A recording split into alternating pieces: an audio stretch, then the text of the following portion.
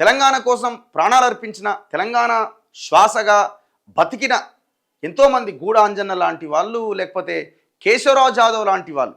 కేశవరావు జాదవ్ గారు తెలంగాణ ఉద్యమం, తెలంగాణ రాష్ట్రం కోసం ఆయన మొత్తం జీవితాన్ని త్యాగం చేసిండు. ఇంతవరకు తెలంగాణలో ఆయన ఒక్క విగ్రహం లేదు. చాలామంది అడుగుతున్నారు కదా, బాలసుబ్రహ్మణ్యం విగ్రహం పెడితే మీకేంటి ఇబ్బంది అని. పాడవయ్యా గీ పాట పాడు, జయ జయ హే తెలంగాణ పాట పాడు అని పోతే, నేను సమైక్యవాదిని, ఇట్లాంటి పాటలు నేను ఎట్లా వాడతా, ఈ లైన్ మార్చురు అని అడట. నేను అంటున్న తెలంగాణ పాట పాడనందుకే కాదు, అసలు ఈయన విగ్రహం దేనికి?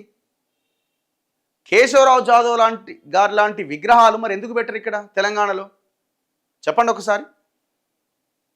ఇది అడగకూడదా? మీరు అంటున్నారు ఆయనది ఎందుకు పెట్టరు, ఇది ఎందుకు పెట్టరు? తెలంగాణ రాష్ట్రం ఇష్టం లేని బాలసుబ్రహ్మణ్యం విగ్రహం కావాలన్నా, తెలంగాణ కోసం కొట్లాడిన కేశవరావు జాదవ్ లాంటి వాళ్ళ విగ్రహాలు, గూడ అంజన్న లాంటి విగ్రహాలు, వీళ్ళ విగ్రహాలు కావాలా? ఇక నా వెనకాలన్న ఆయన ముచ్చర్ల సత్యనారాయణ 1950s నుంచి ఆయన పోరాడుతున్నాడు తెలంగాణ సోయితో. ఎంతో గొప్ప సాహిత్యాన్ని ఆయన ముందుకు తీసుకురావడం జరిగింది. మరి అట్లాంటి వాళ్ళ విగ్రహాలు పెట్టాలనా? ఇప్పుడు ఆయనకు కూడా విగ్రహం లేదు కదా, ప్రభుత్వం ఎక్కడ అఫీషియల్గా పెట్టిందా? లేదు కదా.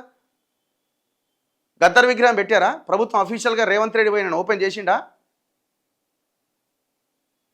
బాలసుబ్రహ్మణ్యం విగ్రహం ఎందుకు?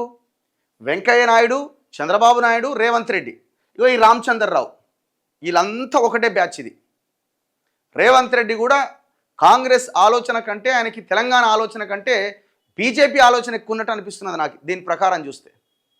ఒకవైపున గొడవ జరుగుతున్నది, విగ్రహం పెట్టొద్దు అని గొడవ జరుగుతున్నా కూడా మీరు ముందుకు వెళ్ళారు అని అంటే ఎంత దుర్మార్గులో మీరు, ఎంత భయంకరమైన ఆలోచనతో ఉన్నారో అర్థమవుతున్నది.